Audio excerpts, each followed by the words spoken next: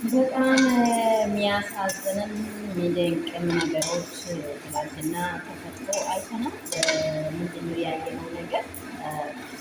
ለምሳሌ የሄርሜላን ነገር ጊዜ አታውቅም ማለት ዘበት ነው።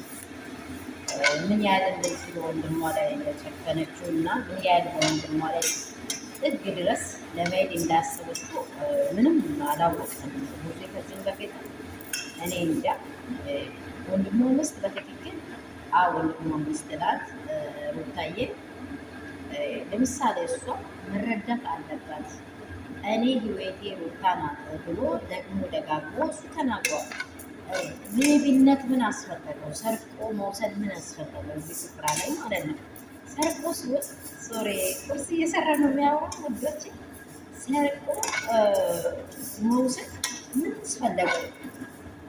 አንድ ሰው በውዴታ ካይዳ ነው እናንተ በትርግፍ ብሎ ይኖረኛል ብለሽ ተማምነሽ ምትቀመጭ። ይህ ማትተማመኝበት አንድ ምግብን ስንበላ ያመኛል መሰለኝ ይሄን ምግብ ብዙም አይደለም እያላችሁ የምትበሉ ከሆነ እሱ ማመሙ አይቀርም። ስርቆት እንደዚህ ነው። አንድም ቀን አያስከብርም።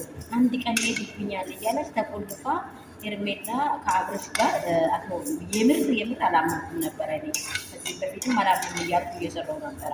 ይህ ድራማ እንደሆነ በቃ አላመንኩም እያልኩ እየሰራው ትላንትና ትክክለኛ ጊዜ ቤት ሩትዬ ስትመጣ ነው ትንሽ በቃ ውስጤ እንትን ያለ ማለት ነው። ግን እስከዛ ያለም እችን ልጅ የሚፈታትነው ለምንድን ነው? እቺ ልጅ ሻሻካ እንደሆነች ራሷን ጸንታ ምንም ነገር ትክክለኛ ማንነቷን ማታሳይ ሴት እንደሆነች ስላወቃ ነው ጌታው ማለት ነው። ከዚህ የተነሳ እቺ ጊዜ አላቅም ይህ ማንም የማይ ዴቪል አያቸው።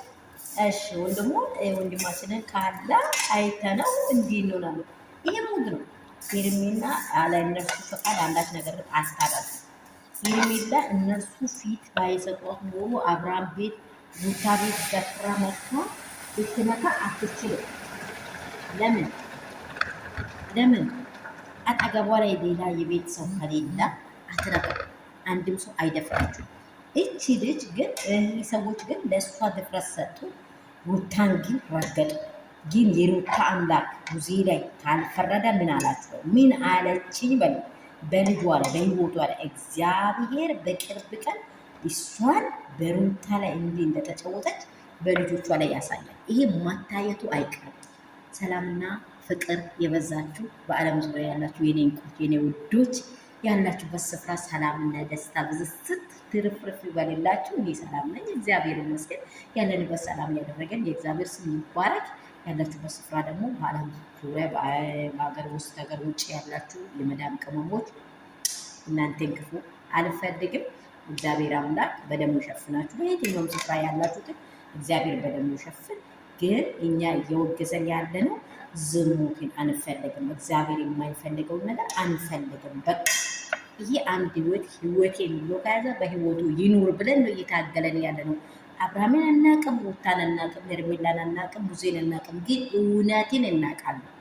እዚህ ቦታ ታርግጠን እውነትን እግዚአብሔር የጸየፈውን ነገር እንጸየፋለን። በቃ ይህንን ነው እያወራን ያለ ነው። እኛ ያደረግነው ክፋት ምንም የለም። ስለዚህ እነዚህ ሰዎች ወደ ቤታቸው እንደመለሱ የማንም እጅ የገባው ለቀቅ እንዲያደርግ። ይሄ ልጅ ደግሞ ዋናው አብርሃም በህይወት መኖር ነው የሚጠቅመው ለሩታም ቢሆን ለሄርሜላ።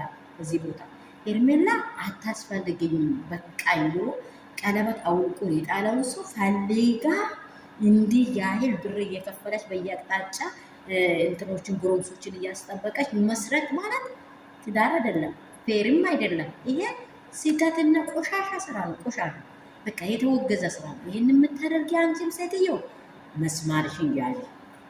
ምናልባት አንቺ ህልህ ይዞሽ ነው እንጂ እኔ አላቅም። ምን አይነት ህልህ ነው የያዘሽ? ምን አይነት ክብረ ቢስ ህልህ? ከትዳሯ የወለደው ልጁ ነጥለሹ ድምፅ እኮ አለ። ከልጄ እንዴት እኔ ልጄን እናት ወልጭ ያሉ እያለ እያወራ ነው። ይህንን የምታደርጊው ተመለሽ ነው የሚለው። ከሄርሜላ ጋር የምታብሩት እናንተ ሰዎች ነግ በራስ ብላችሁ አድርጉት። ነግ በራስ ብላችሁ ይህ ስህተት። ነግ በራስ የሚባል ነገር በጣም ትልቅ ነገር ነው። ትምህርታችሁ ነግ በራስ። እኔ ምን ይሆናለሁ? የኔ ልጅ ምን ይሆናል? እኔ መጨረሻ ምን ይሆናል? በዘር መንዘሬ ላይ ከአፌ ያወራሁትን ነገ በልጄ ያወርሳለሁ ብላችሁ ተናገሩ። ይሄ ስህተት ነው። ሩታ ብታለቅስኝ ብትል ሰማይ አምላክ ከዚህ በፊት ብያቸዋለሁ።